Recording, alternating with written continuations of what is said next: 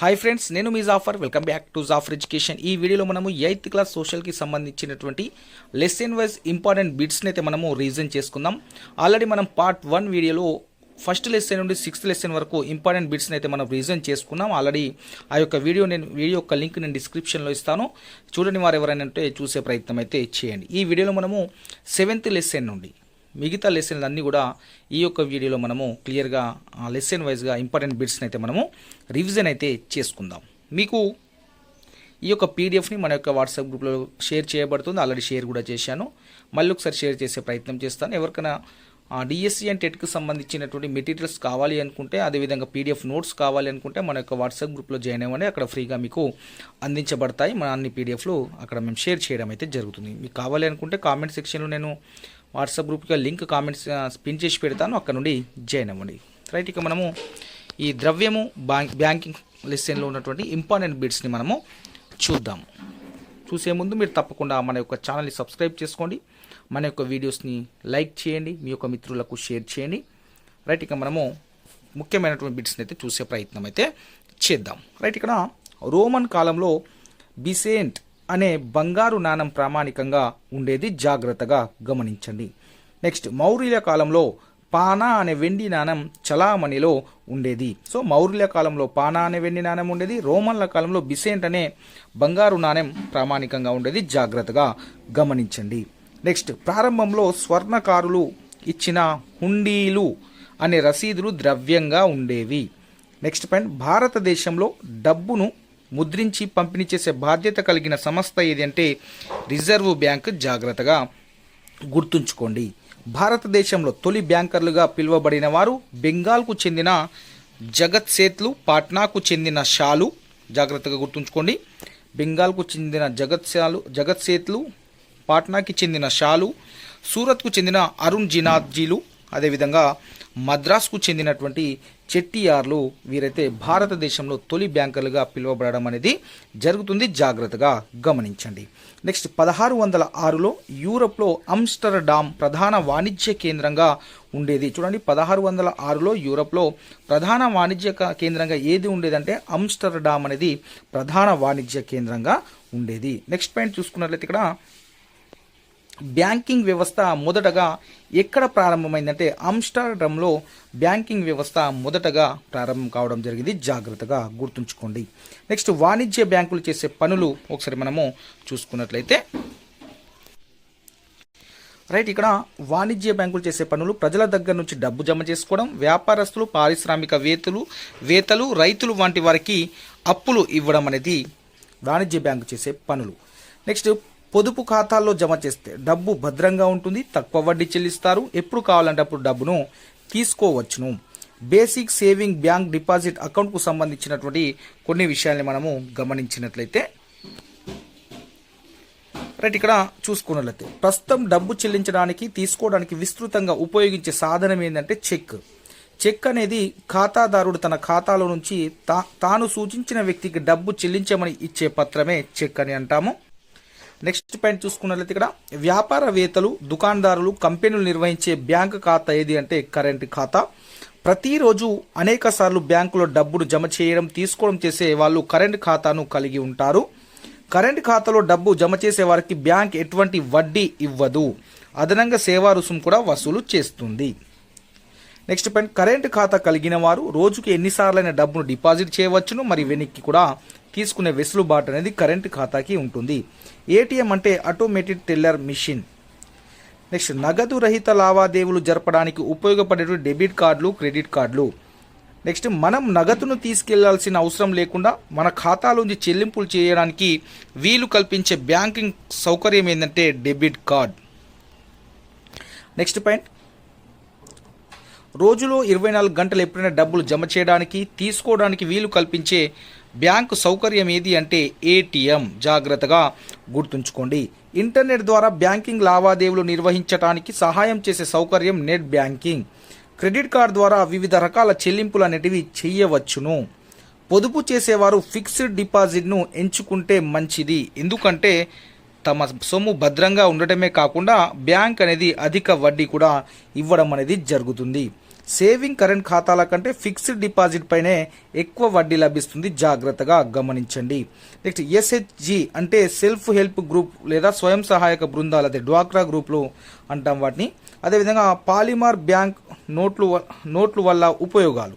ఇక్కడ చూసుకున్న నోట్లకి మురికి పట్టదు, నోట్లు చిరిగిపో. చూడండి, పాలిమార్ బ్యాంక్ నోట్ల వల్ల ఏం ఉపయోగాలు ఉన్నాయంటే నోట్లకు మురికి పట్టదు, నోట్లు చిరిగిపోవు, నోట్లు చాలా కాలం పాటు మన్నుతాయి, నకిలీ నోట్లను తేలికగా గుర్తించవచ్చును, నీటికి తడవవు, పర్యావరణానికి హాని కూడా చేయవు మన పాలిమర్ బ్యాంక్ నోట్లు అనేటివి. ఓకేనా, రైట్. వీటి యొక్క ఉపయోగాల్ని గుర్తుంచుకునే ప్రయత్నం చేయండి. ఇక మనము నెక్స్ట్ లెసన్ అయినటువంటి జీవనోపాధులు సాంకేతిక పరిజ్ఞానంలో లెసన్లో ఉన్నటువంటి ముఖ్యమైన బిట్స్ని మనం చూద్దాం.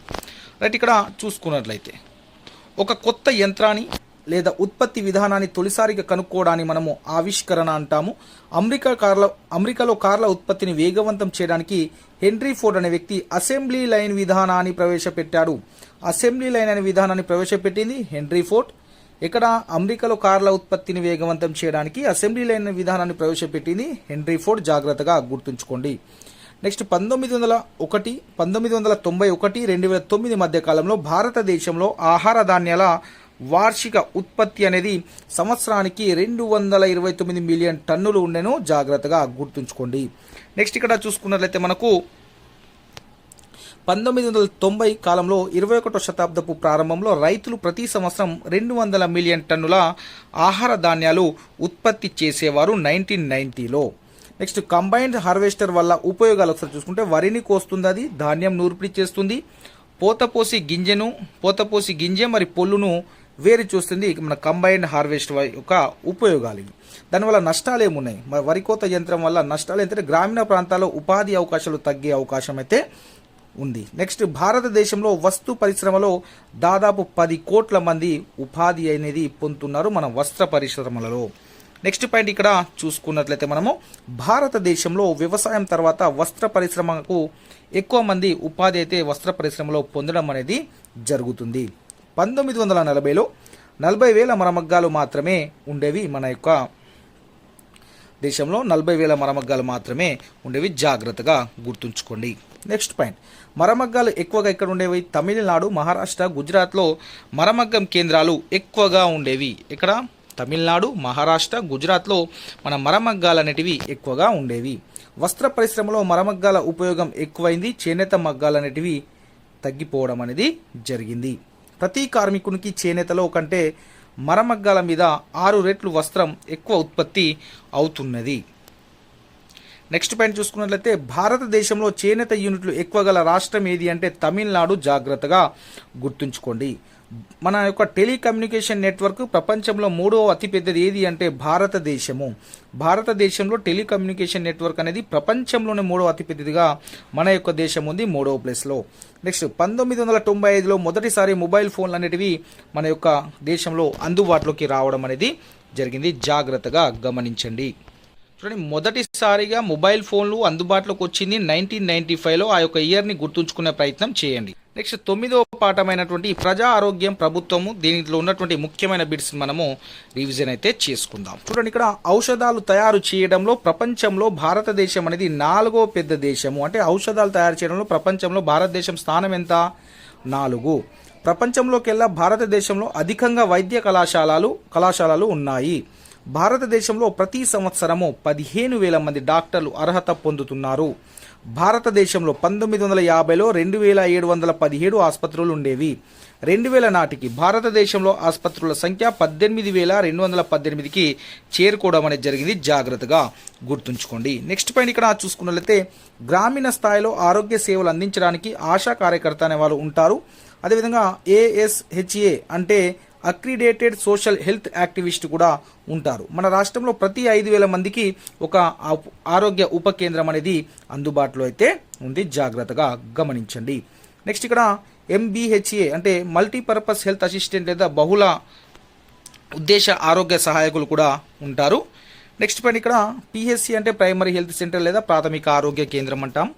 భారతదేశంలో ప్రతి 30,000 మంది జనాభాకు ఒక ప్రాథమిక ఆరోగ్య కేంద్రం అనేది అయితే ఉంది.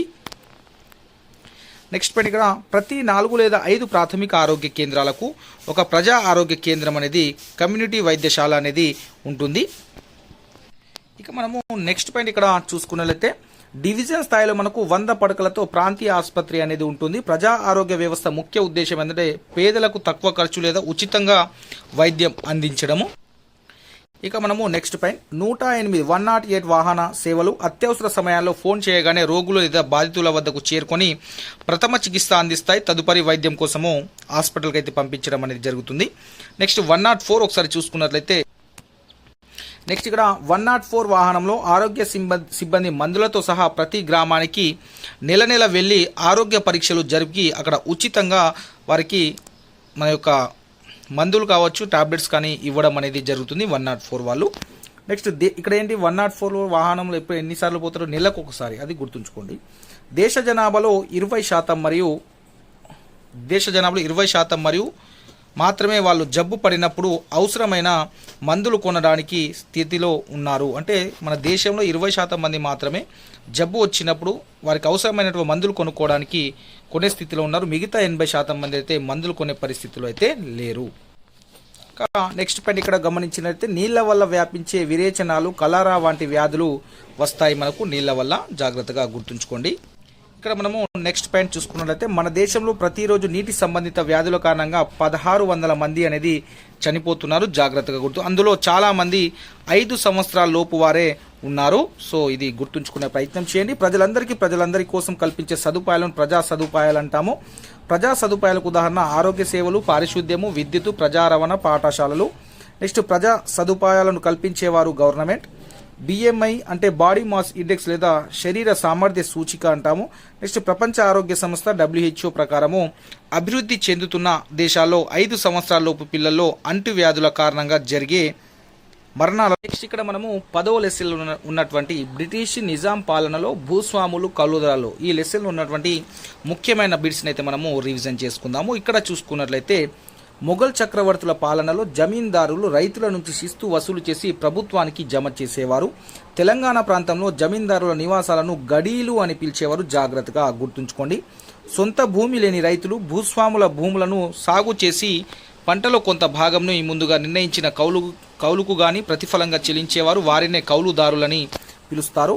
నెక్స్ట్ ఇక్కడ ఇంగ్లాండ్కు ఎగుమతి చేయగల పత్తి, నీలిమందు, చెరకు, గోధుమ వంటి వాణిజ్య పంటలను పండించమని రైతులను బ్రిటిష్ వారు బలవంతం చేసేవారు. ఏం పంటలు జాగ్రత్తగా గుర్తించండి, పత్తి, నీలిమందు, చెరకు, గోధుమ వంటి వాణిజ్య పంటలు పండించడానికి. నెక్స్ట్ బ్రిటిష్ వారు శాశ్వత శిస్తు ప్రవేశపెట్టిన గవర్నర్ జనరల్ పేరు కార్న్వాలిస్, జాగ్రత్తగా గుర్తించండి. బ్రిటిష్ వారు శాశ్వత శిస్తు నిర్ణయ పద్ధతిని ప్రవేశపెట్టిన సంవత్సరము 1793, జాగ్రత్తగా గుర్తుంచుకోండి. శాశ్వత శిస్తు నిర్ణయ పద్ధతిలో వేలం ద్వారా అంగీకరించిన శిస్తులను వసూలు చేసే అధికారము జమీందారులకు ఇవ్వబడింది. శిస్తు అనేది కొంతకాలం పాటు శాశ్వతంగా ఉండేది, దాన్ని మార్చడానికి వీలు ఉండేది కాదు. నెక్స్ట్ పాయింట్ ఇక్కడ శాశ్వత శిస్తు నిర్ణయ పద్ధతి ద్వారా జమీందారులు బాగా ప్రయోజనం పొందారు. వారు భూమి అభివృద్ధికి ఎటువంటి చర్యలన్నిటివి తీసుకోలేదు. ఇక్కడ నెక్స్ట్ పాయింట్ 11 ఒకసారి చూసుకున్నట్లయితే శాశ్వత శిస్తు నిర్ణయ పద్ధతినే జమీందారీ పద్ధతి అని కూడా అంటారు. నెక్స్ట్ సైన్య సహకార పద్ధతిలో భాగంగా నిజాం రాజు బ్రిటిష్ సైనిక నిర్వహణ ఖర్చులకు బళ్ళారి, అనంతపురం, కడప, కర్నూలు జిల్లాలను బ్రిటిష్ వారికి అప్పగించాడు, జాగ్రత్తగా గుర్తించండి. నెక్స్ట్ ఈ జిల్లాలని మనం సీడెడ్ జిల్లాలు అంటాము. సీడెడ్ జిల్లాలు ఏంటి, బళ్ళారి, అనంతపురం, కడప, కర్నూలు. సో వీటిని బ్రిటిష్ ప్రభుత్వానికి మన నిజాం రాజు అప్పగించడం అనేది జరిగింది.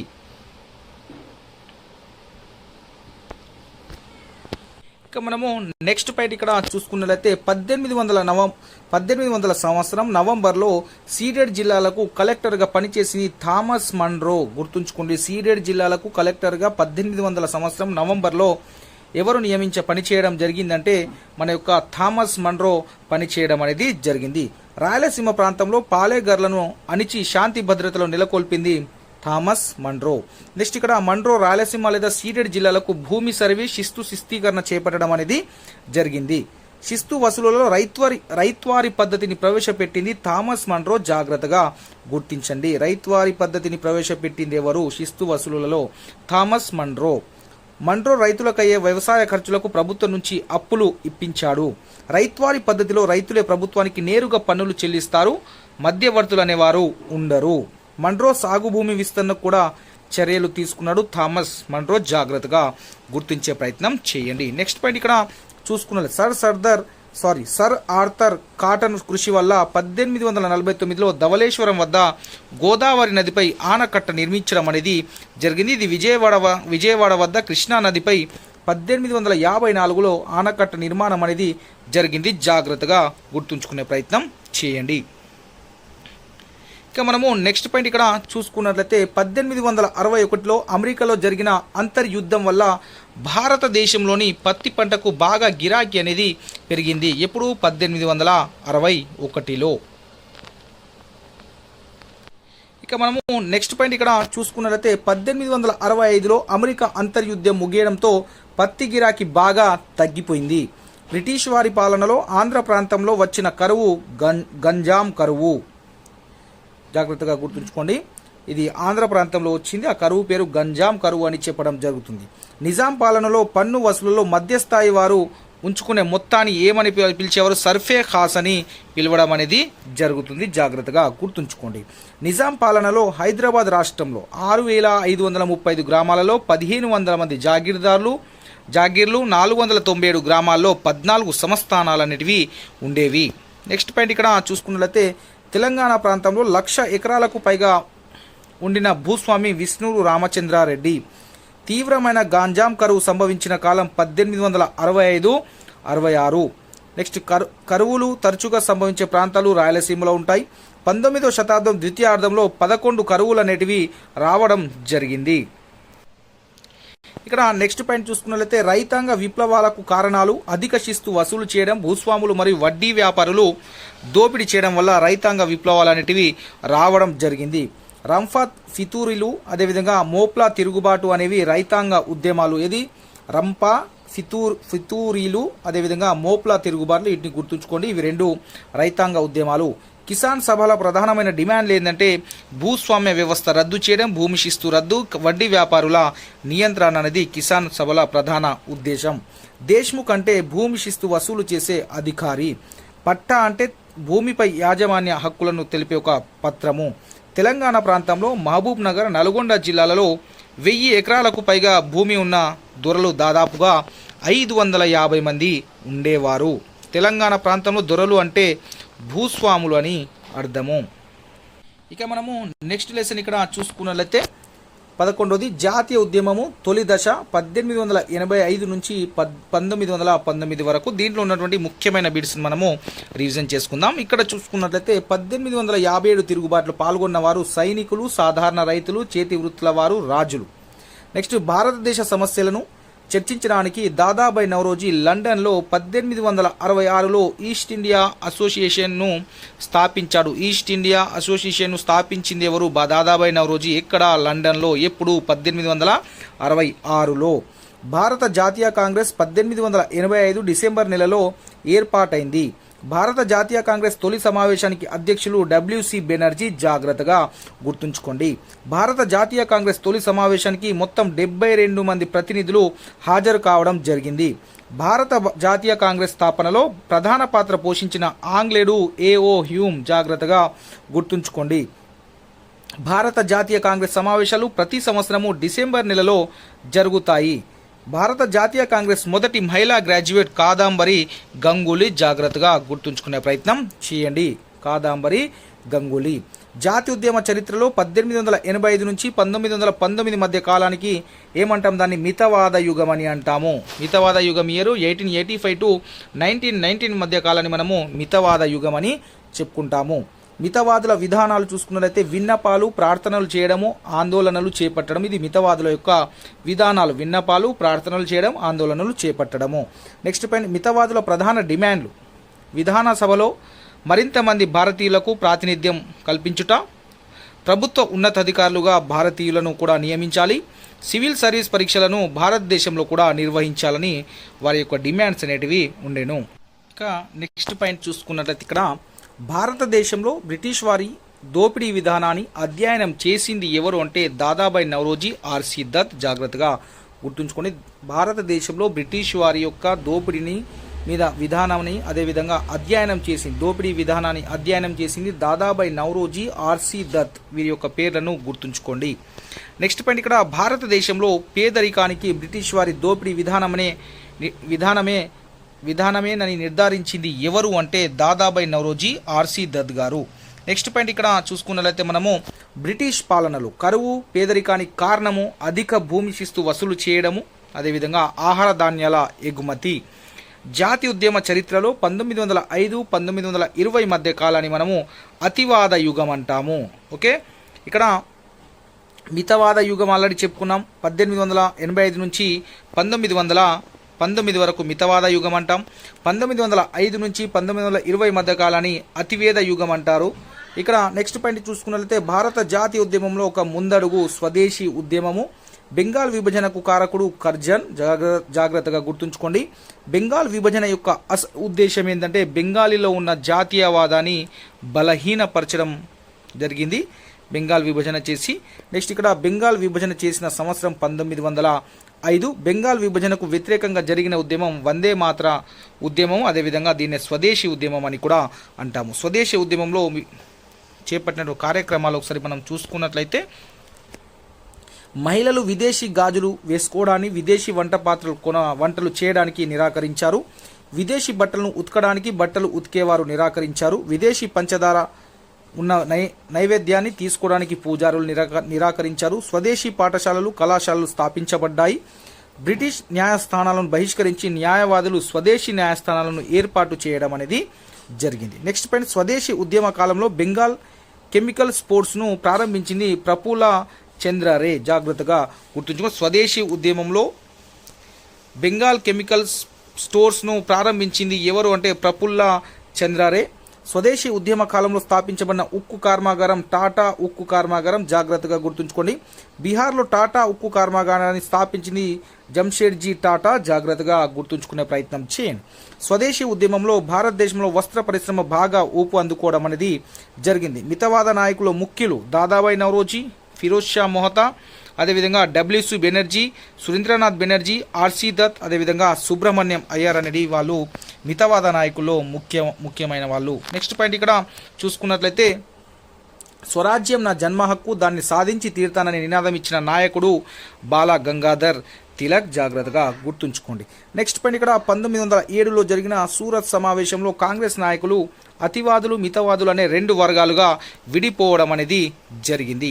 స్వదేశీ ఉద్యమానికి నాయకత్వం వహించింది ఎవరంటే బాల గంగాధర్ తిలక్. నెక్స్ట్ పాయింట్ స్వదేశీ ఉద్యమ కాలంలో అరెస్ట్ అయిన తిలక్ తిరిగి 1915లో జైలు నుంచి విడుదల కావడం జరిగింది. జాగ్రత్తగా గుర్తుంచుకోండి.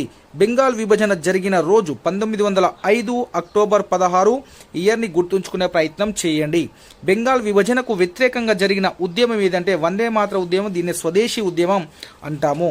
1915లో అనిబీ సెన్తో కలిసి తిలక్ ప్రారంభించిన విప్లవం ఏంటంటే హోమ్ రూల్ ఉద్యమం. ఓకే, హోమ్ రూల్ ఉద్యమం యొక్క ముఖ్య ఉద్దేశం ఏంటంటే స్వరాజ్య స్థాపన.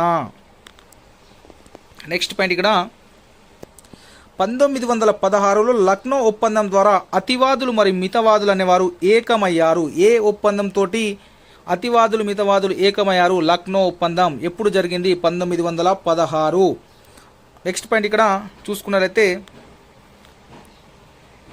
కృష్ణ పత్రికను ఎప్పుడు స్థాపించారు? కృష్ణ పత్రికను 1902లో మచిలీపట్నంలో ప్రారంభించడం అనేది జరిగింది. కృష్ణ పత్రిక స్థాపకుల్లో ఒకరు ముట్నూరు కృష్ణారావు ఒకరు. ఆయన కృష్ణ పత్రికను చనిపోయే వరకు సంపాదకుడుగా పనిచేయడం జరిగింది ముట్నూరు కృష్ణారావు గారు.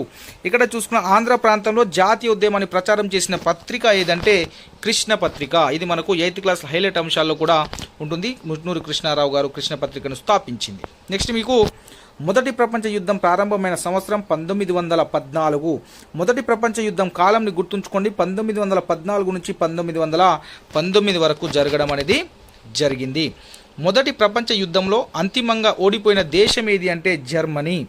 సామ్యవాద విప్లవంలో విజయం సాధించిన దేశం ఏదంటే రష్యా. రష్యాలో వచ్చిన కమ్యూనిస్ట్ విప్లవం భారతీయులను ఎంతగానో ప్రభావితం చేసింది.